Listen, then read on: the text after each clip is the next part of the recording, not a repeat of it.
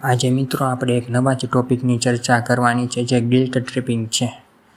તો વધુમાં વધુ મિત્રો સુધી વિડીયો શેર કરો, લાઈક કરો, કોમેન્ટ કરો અને વધુ મિત્રો સુધી પહોંચાડો. આજે ગિલ્ટ ટ્રિપિંગ ઉપર ચર્ચા કરવાની છે. ગિલ્ટ ટ્રિપિંગ એટલે એવો અપરાધનો ભાવ છે કે જેમાં વ્યક્તિ તમારી ભૂલને વારંવાર યાદ કરાવે છે અને ડિપ્રેશનમાં ફેરવી નાખે છે. એવી ગિલ્ટ ટ્રિપિંગ એ વ્યક્તિની એવી સ્ટ્રીક છે કે જે નાની મોટી વ્યક્તિ બધાને ભૂલ થતી હોય છે. જે અમુક ભૂલ હોય છે તે ગંભીર હોય છે ને અમુક ભૂલ હોય છે તે સાવ સાધારણ હોય છે. પણ જેને આપણને સતત કોઈ તેના ઉપર વારંવાર કીધા કરે કે ટોક કરે ત્યારે સમજવાનું કે આપણને ગિલ્ટ ટ્રિપિંગ થાય છે.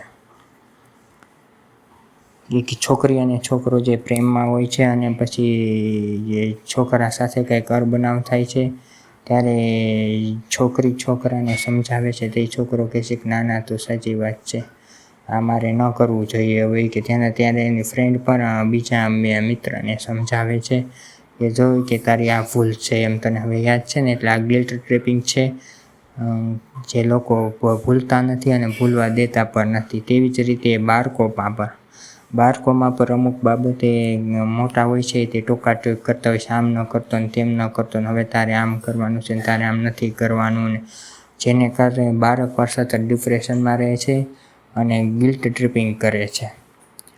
તેવી જ રીતે ઘરના યુવાનોની અંદર વડીલો હોય છે, તે વડીલો પણ યુવાનોને વારે ઘડીએ આમ ગિલ્ટ ટ્રીપ કરાવી રાખે છે. તું આમ હતો ને તારે હવે આમ કરવું જોઈએ ને તારે સુધરવું જોઈએ, તારે હવે આવું રહેવું ન જોઈએ, તારામાં આમ ભૂલ છે, તારો આ વાંક છે, આ તે કામ નથી કર્યું, આ કામ તારાથી થાય છે નહીં ને આવું બધું જે ગિલ્ટ ટ્રિપિંગ કરે છે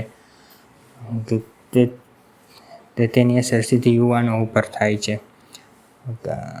એમ કહે છે કે ભૂતકાળમાં તો તું આવો હતો, હવે સાનો મનો બેસ, મને તારી બધી ખબર છે. જો આવું કહે છે કે મને તારી બધી ખબર છે એમ કરીને યુવાનને અને ક્યારેક તો ગારીને બાધા બોલીમાં પણ આવે છે. એટલે મિત્રો આવી રીતના જે વડીલો પર જે યુવાનોને ગિલ્ટ ટ્રીપ કરાવતા હોય છે તે પોતે પણ નથી બહાર આવી શકતા અને બીજાને પણ આવવા નથી દેતા, અને જેના કારણે ડિપ્રેશન, ચિંતા, એન્ઝાઇટી, સ્ટ્રેસ જેવા અનેક બીજી ગંભીર સમસ્યાઓ ઉદ્ભવે છે કે જે આપણે માનસિક સમસ્યાઓનું કારણ બને છે. આ એવા વડીલો હોય છે જે પોતાનો વાંક હોવા છતાં પોતાનો વાંક છુપાવે છે ને પોતાનો વાંક બીજા ઉપર ઢોરે છે. પોતે જ્યારે આપણે લોકો ચાવીનું રમકડું હોય તેવી રીતનું વર્તન કરે છે અને પોતાનો વાંક છુપાવે છે અને બીજા ઉપર તેનું દોષારોપણ કરે છે. એટલે અંદરથી જે વ્યક્તિને ગિલ્ટ ફીલ થાય છે, આવા ગિલ્ટ ફીલ કરાવવાવાળાને જે આપણે બચવું જોઈએ, ચેતવું જોઈએ અને સમયસર આપણે તે ગિલ્ટ ટ્રીપમાંથી આગળ વધીને આપણે ફ્રેશ રહીને સારા કામો કરવા જોઈએ. તો મિત્રો બસ આટલું જ. આપણે આ વિડીયો કેવો લાગ્યો તે અમને ચોક્કસ કોમેન્ટ બોક્સમાં જણાવજો. શેર, લાઈક અને કોમેન્ટ કરજો અને વધુમાં વધુ મિત્રો સુધી પહોંચાડજો. Thank you.